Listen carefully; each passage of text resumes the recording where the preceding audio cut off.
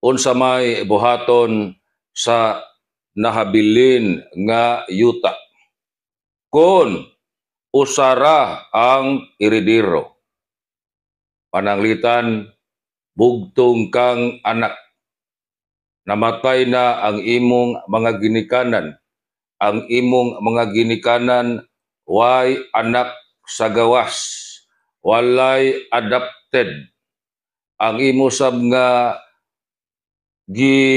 panunod nga yuta full way gi-donate sa imong ginikanan. Unsay imong buhaton para mapanalipdan daan ang imong katungod isip bugtong iridiro sa yuta. Ang imong buhaton mo execute ikaw og affidavit of self-adjudication under Rule 74, Section 1.